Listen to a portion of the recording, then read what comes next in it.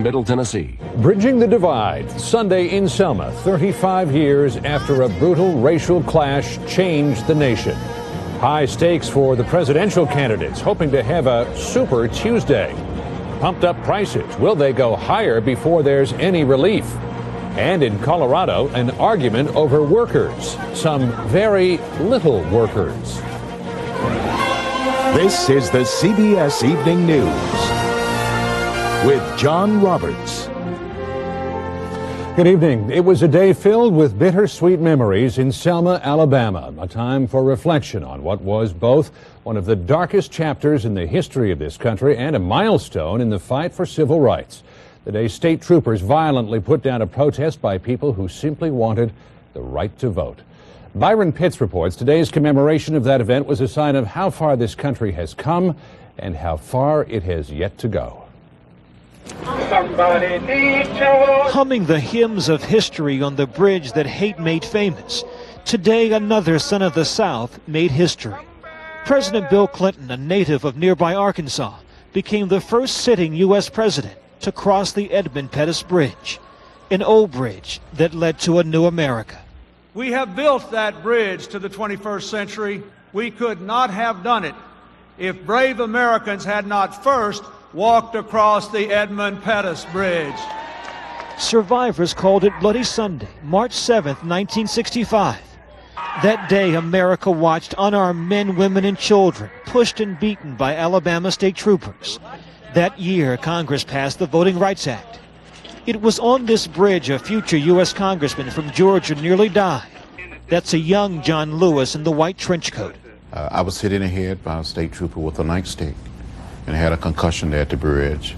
I thought I was going to die. I thought I saw death. That day, America saw a chance to do better.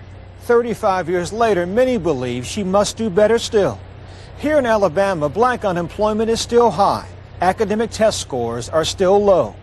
Racial terror replaced by racial tension.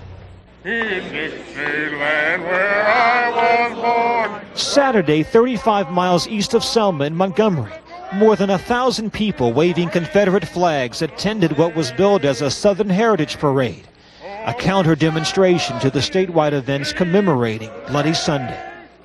As long as the waving symbol of one American's pride is the shameful symbol of another American's pain, we have another bridge to cross. The scars and stain of racism are still deeply embedded in American society. We see it in Texas. We see it in New York. We see it all across America. We still have a distance to go. We have other bridges to cross. 35 years ago, the bridge to equality was far more dangerous. But 35 years later, America is still far from the other side. Byron Pitts, CBS News, Selma, Alabama.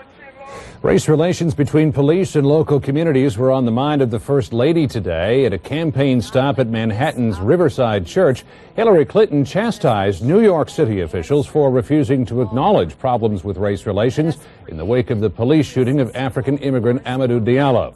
She said Mayor Rudy Giuliani, her as yet undeclared opponent in the Senate race, has failed to reach out to the minority community.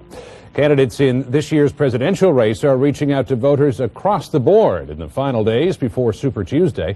Democrat longshot Bill Bradley predicted some surprises in the upcoming primary, while frontrunner Al Gore took on the Republicans over the issue of soft money during a speech in Rhode Island. Over on the Republican side, George Bush and John McCain continue their slugfest. A fight Bill Whitaker reports is leaving little time for the issues.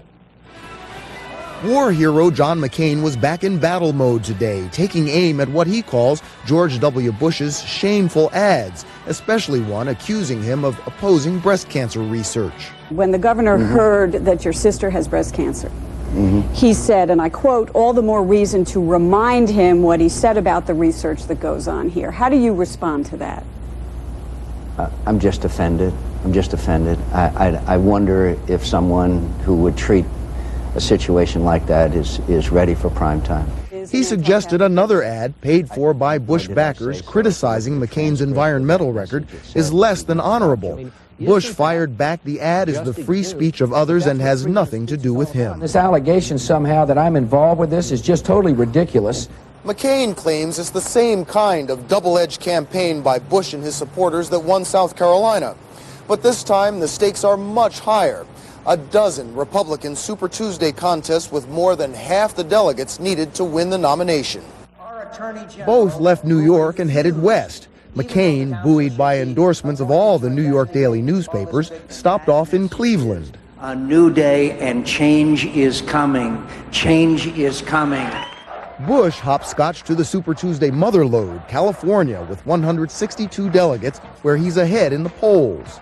It feels like victory in the state of California. Yeah. But as if to underscore that nothing in this race can be taken for granted, he was heckled for the first time by death penalty opponents. That's not the image you want to go out on, so now expect them both to emphasize voter-friendly issues, education for Bush, and for John McCain, campaign finance reform. Bill Whitaker, CBS News, Los Angeles. Super Tuesday voters will decide other issues as well. In California, a ballot question, Proposition 22, asks voters to approve a legal definition of marriage that excludes same-sex couples. As Sandra Hughes reports, the measure has sparked a fierce debate over I do and who can't. 3-year-old Nora loves to swim. Poppy horse or daddy horse? Dad horse. And play games. What's this? She was adopted by Jim and Charlie, a gay couple who consider themselves a family. Now they believe they're under attack by something called Proposition 22. It's a ballot measure that will be voted on this Tuesday that defines marriage as only between a man and woman. What they're doing is attacking our family, giving us and our daughter the message that our family isn't as good as other people's families. Marriage should be between a man and a woman. Let's keep it that way. A simple law, say its supporters, simply deceptive, say gay activists. It could increase anti-gay violence. Prop 22 is way beyond being about marriage. It is about, are we going to have a policy in this state of giving all couples equality, or are we going to enact further discrimination?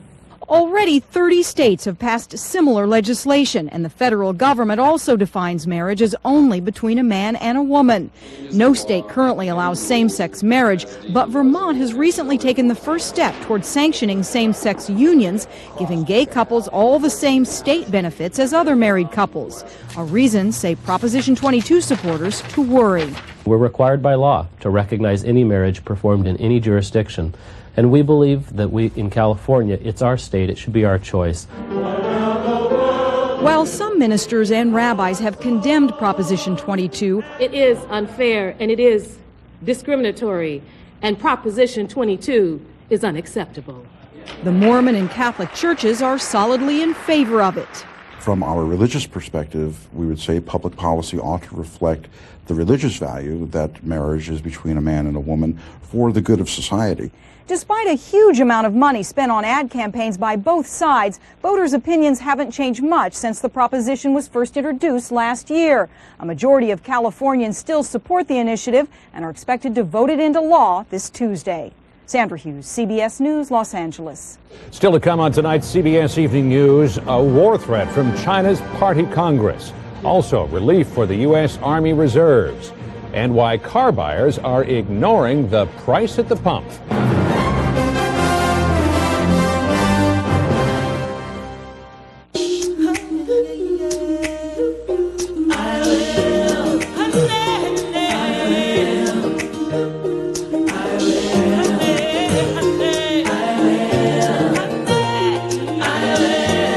Nothing you do says you love your cat more than protecting her from harm. That's why now there's Revolution. Revolution is the only one that protects against heartworm, fleas, and other harmful parasites with just a spot once a month. And Revolution is not a pesticide. So ask your veterinarian about Revolution today.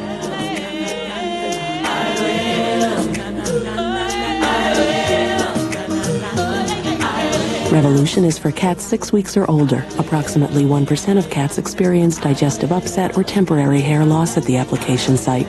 Use with caution in sick, weak, or underweight animals. Revolution. It will protect those you love, inside and out. What's so great about nasal chrome? Look at me. I'm not sneezing, but I'm not drowsy. I'm not stuffy, but I'm not jittery. I've never been not miserable in allergy season before. Nasal Crom's incredible. These may cause drowsiness. These may cause drug interactions. Nasal Crom won't. It's the only allergy medicine that goes right to the source and flat out prevents allergy symptoms. Nasal Crom. The best way to stop suffering is never to start. Israel has decided to withdraw troops from its so-called buffer zone inside southern Lebanon by July, but even as the announcement was being made, Israeli warplanes hit suspected guerrilla targets in southern Lebanon today after attackers wounded an Israeli soldier inside the zone. With presidential elections in Taiwan less than 2 weeks away, another thinly veiled threat from China today. Barry Peterson in Beijing reports the growing tension is presenting the United States with some difficult decisions. Beijing was gaily dressed in red today as China's communists opened their annual Congress. But China's Premier Zhu Rongji was deadly serious as he fired a broadside at Taiwan. China won't sit idly by, he said, if Taiwan drifts toward independence. Those pushing independence are devils, China's president told congressional delegates. He repeated the warning issued in a recent government white paper, quote, China will take drastic measures if Taiwan doesn't start negotiating reunification, and soon. The verbal barrage is targeted at Taiwan's presidential candidates for election later this month. But the Chinese rhetoric backfired. Afraid of looking weak, the candidates this weekend were pledging tougher stands against China. China's harsh words are also increasing support in Washington for selling Taiwan cutting-edge U.S. weapons like Aegis-class destroyers and missile defense systems. Also at risk, congressional support for a new trade bill with America boosting China's entry into the WTO, the World Trade Organization. Congress may take up the bill as soon as this week, and if it says no, China could still make the WTO deal with the rest of the world and shut America out. China will not be obligated to give American companies the benefit of this market opening, but they will be bound to give it to other nations who are WTO members. China's leaders may have miscalculated, not realizing their saber rattling aimed at Taiwan was going to stir up a hornet's nest in Washington. But now some warn it is Washington that must be careful not to overreact, because America also has a lot to gain or lose. Barry Peterson, CBS News, Beijing. U.S. Army officials have decided that Reserve and National Guard troops should not be stationed overseas longer than 6 months at a time. Until now, reserve troops like these on duty in Kosovo have been kept abroad for up to 9 months. Some complain that their civilian lives and jobs have suffered because they've been away that long. There's more to come on tonight's CBS Evening News, how higher gas prices might mean bargains in the showrooms. I've taken control of my life. I eat right, exercise, drink lots of water, and I keep up on things that affect my health, like estrogen loss. My doctor said if you don't replace estrogen that you lose at menopause, your risk for certain age-related diseases could increase. He said estrogen loss at menopause can lead to osteoporosis. Estrogen loss can also cause symptoms like hot flashes, night sweats, and vaginal dryness, which can make intimacy uncomfortable. Studies show that menopause contributes to heart disease. Additional ongoing studies are investigating the connection between menopause and colon cancer, memory loss, sight loss, and tooth loss. There's nothing more important than protecting your health. Talk to your doctor about menopause and which therapy impacts more of the health issues that concern you. Because not all therapies for menopausal conditions are the same. Believe me, the time to protect your future is now. Hey, what's that? The new Rugrats edition Gateway Astro PC. I'm glad I thought of it, Drew. I thought of it. It's internet ready. Wow! And comes with lots of stuff kids need in a PC. Wow! Plus 5 Rugrats and Nickelodeon software titles. Wow! It's $899 with an Intel Celeron processor. Brilliance. Sheer brilliance. Grown-ups, call 1-800-GATEWAY. What if you could invest in 100 leading technology companies or tap directly into the investment potential of the Internet? You can. Call 1-888-4STRONG. You're one call away from a strong portfolio. If foods like onions and peppers give you gas, then do what I do. Take Beano before eating. It has a natural food enzyme that helps prevent gas caused by many vegetables, including beans. And for me, That's great news. Prevent gas with Beano. Does the federal law that keeps disabled children in school also keep potentially dangerous children in school? 60 Minutes tonight. You feel overworked and underpaid? Maybe you're not getting paid enough. But here's the money question. What are you worth? We'll help you figure out your cash value this week on The Early Show. With oil prices at a 9-year high, Kuwait has praised recommendations by Venezuela, Saudi Arabia, and Mexico to boost production again. But Jacqueline Adams reports that for American car buyers, accelerating gas prices aren't a factor yet. At new car lots, the skyrocketing price of gasoline has barely been noticed. In February, Ford and GM sold more trucks and sport utility vehicles than any other month in history. I'm a big guy. I like big cars. Americans are so in love with these gas guzzlers that only a few new car buyers are considering smaller options. With the gas prices going up, some say $2 by the summer, we're leaning towards the station wagons. The average price of gasoline jumped 6 cents in the last 2 weeks. Nationwide, it's $1.47 a gallon compared to 99 cents a year ago. For a Chevy Tahoe, that would translate into $640 more per year. For a Ford Excursion, $1,083 more per year. Just outside New York City and in California, the pump price is 22 cents higher, even closer to the $2 a gallon number that analysts say spells danger for the typical driver. I really don't see any relief in sight for gasoline prices in the near term. There's going to be some real pain experienced by the American consumer at the pump. What caused this crisis? A year ago, the oil-producing countries deliberately slowed down production by 2 million barrels a day to drive up their revenues. But last week, Saudi Arabia, Venezuela, and Mexico signaled this may be the time to reverse course. And today, Kuwait joined their ranks. Most of the producers have gotten the message that there is a threat to the world economy of oil prices continuing to spike above the levels that they are now. Oil ministers have hinted at only a token increase in production, though, not enough to bring prices below $1 per gallon again. And any change, if it comes, won't be felt at U.S. pumps until sometime after Memorial Day at the earliest. At this Ford dealership, manager Dwight McGurk is shrugging off any gasoline price hikes in the coming weeks. On a weekly basis, it's a couple of sodas, it's lunch. It's only a matter of time, though, before higher gas prices, higher interest rates, and a wobbling stock market translate into real money. And for car dealers, probably fewer sales. Jacqueline Adams, CBS News, New York. On the CBS Health Watch, the high cost of hospital infections.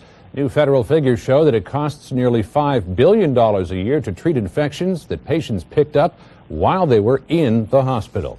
Coming up on tonight's CBS Evening News, Mozambique's flood refugees salvage what's left of their homes. And then an old battle over young workers in Colorado.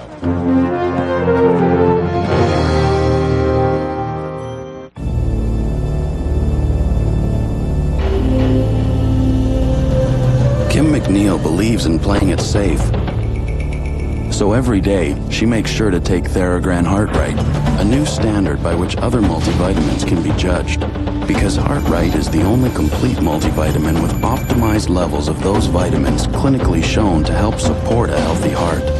When it comes to your health, why take chances? New Theragram Heartright, at the heart of good health. Natravent reinvents the decongestant spray. Ordinary sprays need preservatives. Only Natravent prevents contamination with its micro-pure pump. No preservatives touch your delicate nasal passages. For fast, long-lasting relief, new Natravent. Precisely what you need, nothing more. Quick Dissolve Maalox contains calcium. Get more calcium than regular Tums with Maalox Quick Dissolve Chewable Antacid. The calcium is an added plus, definitely. And it dissolves faster than Tums. I can't improve on that. Quick Dissolve your heartburn away and get more calcium. Did you know harsh winter weather can leave even unexposed skin itchy and dry? Did you know moisturizers aren't always up to the challenge of itchy, dry skin? That's why there's Cortisone 10 Plus. Among these, only Cortisone 10 Plus has 10 moisturizers like aloe and vitamins, plus the power of Cortisone 10 to stop itch and help heal. So for itchy patches of dry skin, even eczema or psoriasis, try Cortisone 10 Plus. Welcome back. We are talking to the man who discovered 10-10-220. Now, Professor, did you ever dream it would be such a tremendous hit? I never had a moment's doubt. After all, a 20-minute call for only 99 cents. Think of it. Yeah. At my house, we dialed 10-10-220. We get all our calls up to 20 minutes for only 99 cents. And just 7 cents a minute after that. With great rates like that, there's gotta be a monthly fee. Never! It's like a dream come true. I never could have done it without him. Dial 10-10-220. Efforts to rescue flood victims in Mozambique shifted today to efforts to feed and care for them. Despite warnings of more rain coming, many in the East African country are going home. And Alan Pizzi went along with one of them. The scene seems to sum up Africa, a line of refugees. The difference here is that they are not fleeing a disaster, but going home to one. The water has begun to subside, and now it's cleanup time, which means washing the furniture in the pond that used to be the front yard. If you're lucky enough to have furniture left, that is. In my house, I think I have lost everything in my house. Victor Martins is an artist, and this is what he came home to. The water filled his house with mud. So now he's living outside. Destroyed everything. It came until the door, until the end of the door there. And the cost in human lives is becoming gruesomely clear. An elderly man too weak to escape. A mentally ill man who was chained to his house. The body of an unknown person delivered here by the floodwaters. The town of Chokwe was completely inundated. But such is the resilience and resourcefulness of people here that it is coming back to life as fast as the water recedes. Small stalls are taking the place of flood-wrecked stores. So if you've got money and something to prepare supper with, you can eat. As bad as things are here, these people will basically be all right as long as there is no more flooding. In the coming week, the search effort, which will include American troops, will concentrate on areas further north. And the fear is things there could be even worse than they were here. Alan Pizzi, CBS News, Chokwe.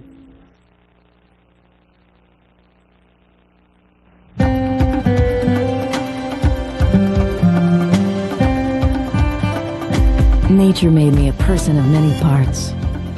Nature made me determined to make all of them last. And thankfully, to help, there are nature-made maximum strength herbs, like echinacea, which research shows can help support my immune system. There's no stopping me, because nature made me. What a close call with my overactive bladder. Having to go suddenly, needing to go so frequently. But that time, I almost didn't make it. That did it. I called my doctor. You don't just have to accept overactive bladder. It's a medical condition, and doctors have prescription medicines that can help. Ask your doctor or call. Need to make a stop before we go? I'm fine for now. If you have overactive bladder, do what I did. Get help.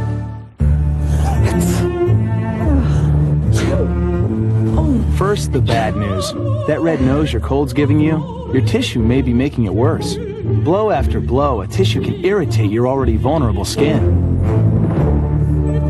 Puffs Plus. It soothes better than that other national brand because it has lotion with aloe and vitamin E. Get the most soothing puffs ever. Puffs Plus. It feels better because it soothes better. Sis, I snooped in your medicine cabinet. So? You switched to X-Lax. Yeah, Correctol works with an artificial chemical. X-Lax works with natural senna. Very effectively, too. You tried it. What a find. What a snoop. Good morning, guaranteed. Imagine combining the stain-fighting power of Efferdent and freshening power of Listerine. You'd get Efferdent Plus. It's extra fresh, and nothing gets your dentures cleaner. Efferdent Clean, Listerine Fresh. That's Efferdent Plus. Countdown to Super Tuesday, the most crucial day in the primary season and make or break for the candidates. We'll have complete coverage. Also, global extremes. From a volcano where U.S. troops may have to rescue victims to a mountaintop where scientists find the worst weather in the world. All next week on the CBS Evening News with Dan Rather. The recent killing of 2 Colorado high school students working nights in a fast food restaurant shocked many people who didn't realize just how many teens work late hours in violation of the law. Although presumably not a matter of life and death, another case of kids on the job in the Centennial State is getting a lot of attention too. And that's tonight's Sunday Cover, a big controversy over little workers.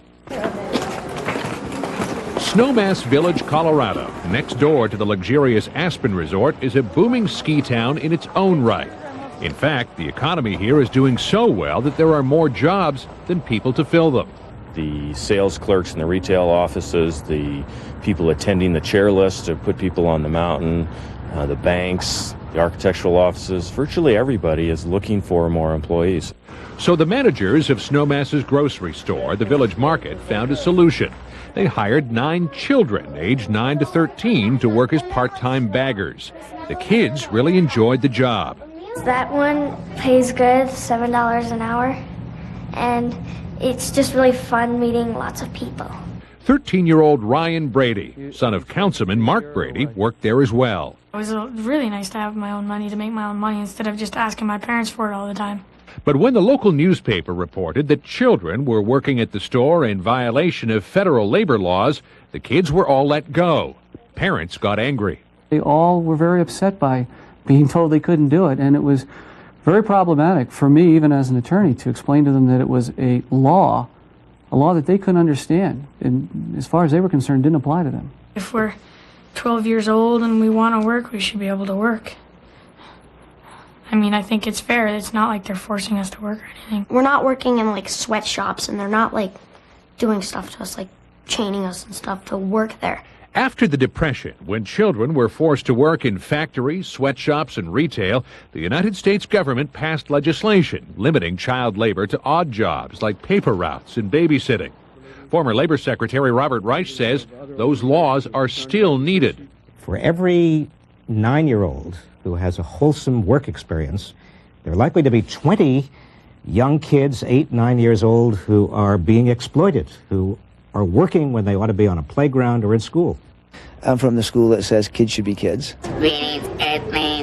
Beyond the legal aspects, the school superintendent says in an affluent community like Snowmass, parents should be conscious of the time work can take away from a child's education. That means that our students have to put a lot of time and energy into academics, and that can't happen if you have a child working a part-time or a full-time job as well. Both kids and parents in Snowmass say working at the store did not interfere with school.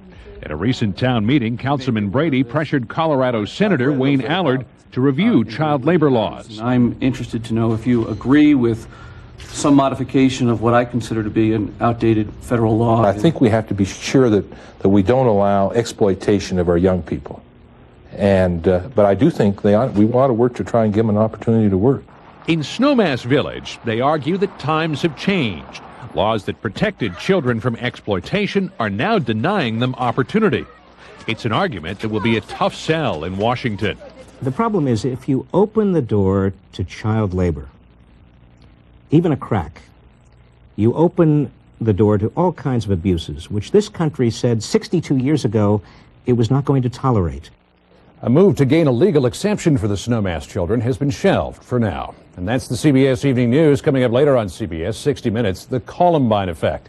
How schools are changing the way they deal with troubled students. Tomorrow on The Early Show, Bill Bradley. I'm John Roberts, CBS News in New York. Thanks for watching.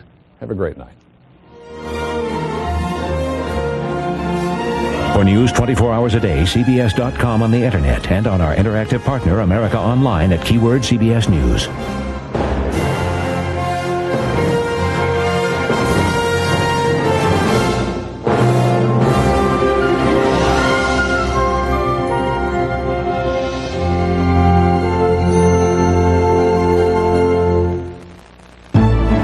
Experience you can trust. CBS News.